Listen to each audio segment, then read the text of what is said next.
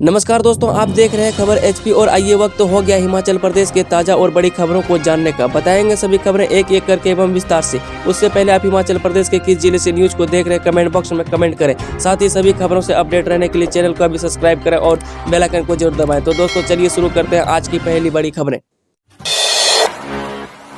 Private sector के कर्मचारियों को अभी सेवानिवृत्ति के दिन से ही मिलेगी पेंशन। जी केंद्र सरकार निजी क्षेत्र के कर्मचारियों की मुश्किलें कम करने की दिशा में तेजी से बढ़ रही है। निजी प्रतिष्ठानों व संस्थानों के कर्मचारियों को भी निकट भविष्य में सरकारी कर्मचारियों की तरह सेवानिवृत्ति के दिन से ही पेंशन मिलेगी। इसके लिए कर्मचारी भविष्य निधि संगठन ने शुक्रवार को लुधियाना में पायलट प्रोजेक्ट विश्वास की शुरुआत की है। एचआरटी संयुक्त समन्वय समिति 15 दिन में छठे वेतन आयोग की सिफारिशें लागू करने का अल्टीमेटम। 8 मई को आम सभा। जी हां, छठे वेतन आयोग की सिफारिशें लागू करने के परिवहन मंत्री के आश्वासन को एचआरटीसी कर्मियों ने नकार दिया है। दूसरे ही दिन एचआरटीसी कर्मियों ने छठे वेतन आयोग की सिफारिशें लागू करने के लिए सरकार को 15 दिन का अल्टीमेटम दे दिया है। साथ ही निगम को रोडवेज का दर्जा देने की भी मांग उठाई है। मांग पूरी न होने पर आंदोलन पर उतरने का ऐलान कर दिया है। एचआरटी संयुक्त समन्वय समिति ने 8 मई को बिलासपुर में निगम कर्मियों का अधिवेशन बुलाया है, जिसमें आंदोलन की रूपरेखा तय होगी। राहत की खबर, हिमाचल में मनरेगा के ठप काम होंगे शुरू। केंद्र ने जारी किए 316.80 करोड़। जी हिमाचल प्रदेश में ठप मनरेगा के काम अब शुरू हो सकेंगी। केंद्र सरकार ने इसके लिए 316.80 करोड़ रुपए की धनराशि जारी की है। केंद्र ने यह धनराशि मनरेगा सामग्री घटक और प्रशासनिक व्यय के तहत जारी की है। यह जानकारी ग्रामीण विकास एवं पंचायती राज, कृषि, पशुपालन और मत्स्य पालन मंत्री वीरेंद्र कंवर ने दी है। शनिवार को जारी बयान में कंवर ने बताया कि इस राशि से मनरेगा के कार्यों में गति आएगी और लंबित देनदारियों का निपटारा भी किया जा सकेगा। मनाली पर्यटक वाहनों को ग्राम फू तक जाने की अनुमति। रोहतांग दर्रा भी जल्द खुलेगा। जी हां, हिमाचल प्रदेश की पर्यटन नगरी मनाली और जनजातीय जिले लाहौल स्पीति की सैर का कार्यक्रम बनाने वाले पर्यटकों के लिए अच्छी खबर है। स्पीति घाटी के काजा के लिए जाने वाला मार्ग ग्राम्फू तक बहाल कर दिया गया है।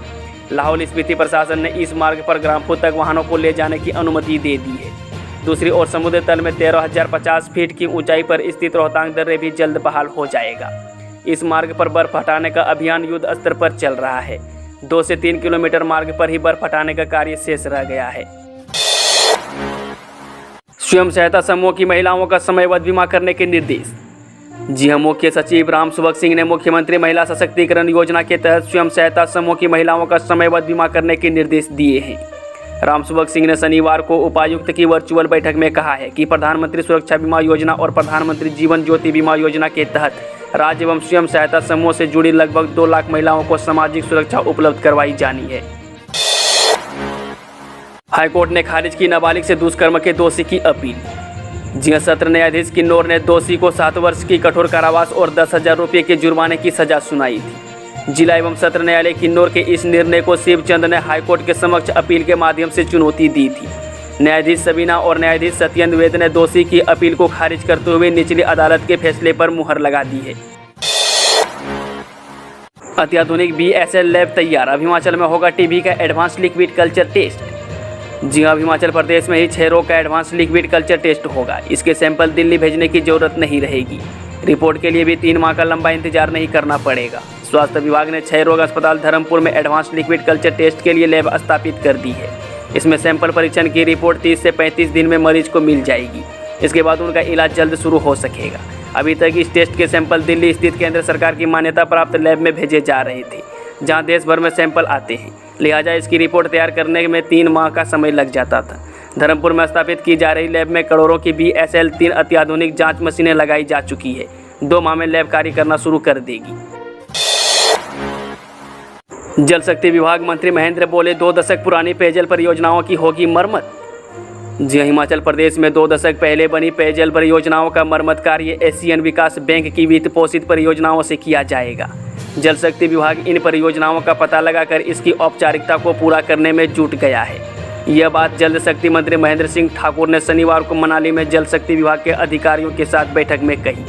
उन्होंने कहा है कि वित्त पोषित परियोजनाओं प्रदेश के 5 शहरों को बेहतर जलापूर्ति और स्वच्छता सुविधाएं देने के लिए मंजूरी मिली है। इसमें कुल्लू, पालमपुर, नाहन, बिलासपुर और करसोग शहरों को शामिल किया गया है।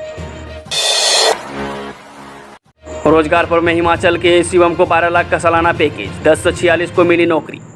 जी हां, प्रदेश के बिलासपुर में शनिवार को आयोजित रोजगारपुर में 1046 युवाओं को नौकरी मिली। इस दौरान 3728 युवा साक्षात्कार देने पहुंचे। सबसे बड़ी बात यह रही कि इसमें बिलासपुर के शिवम ठाकुर को सबसे अधिक 12 लाख रुपये का पैकेज मिला है।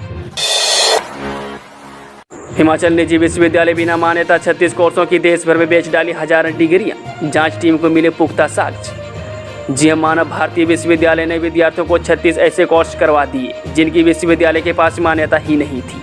फर्जी तरीके से करवाए गए इन कोर्सों की हजारों फर्जी डिग्रियां देश भर में बेची गई, जिनसे लाखों रुपये कमाए गए। विश्वविद्यालय प्रबंधन ने ऐसे कोर्स करवाने की निजी शिक्षण संस्थान विनियामक आयोग को भी जानकारी नहीं दी थी। पुलिस की विशेष जाँच टीम को इसके पुख्ता सबूत मिले हैं। SIT की अब तक की जाँच में करीब 41,000 फर्जी डिग्रियाँ मिली है। पुलिस इस मामले में अभी तक 80% जाँच पूरी कर चुकी है। अब SIT जल्द विश्वविद्यालय के खिलाफ तीसरी व अंतिम चार्जशीट कोर्ट में पेश करेगी। इसमें आरोपियों का विस्तृत उल्लेख किया गया है। विश्वविद्यालय में कार्यरत कर्मचारी, अकाउंट्स स्टाफ, एजेंट और सहयोगी चार्जशीट में नामजद होंगे। SIT के पास इन आरोपियों के खिलाफ पुख्ता सबूत है। प्रवर्तन निदेशालय ने भी आरोपियों की संपत्तियों को अटैच किया है। मौसम की बेरुखी। हिमाचल में 19 वर्षों में अप्रैल मई में हुई सबसे कम बारिश, राज्य में सूखे जैसे हालात। जी हां, हिमाचल प्रदेश में लंबे समय से पर्याप्त बारिश नहीं होने से सूखे जैसे हालात पैदा हो गए हैं। मौसम विज्ञान केंद्र शिमला की ओर से जारी रिपोर्ट के अनुसार अप्रैल में राज्य के भीतर 19 वर्षों में सबसे कम बारिश दर्ज की गई है। प्रदेश में 1 से 30 अप्रैल तक सामान्य से -89% तक कम बादल बरसे। अप्रैल में सिर्फ 7.3 मिलीमीटर बारिश हुई है। ये वर्ष 2004 के बाद सबसे कम है। इस दौरान प्रदेश के सभी जिलों में बारिश की भारी कमी रही।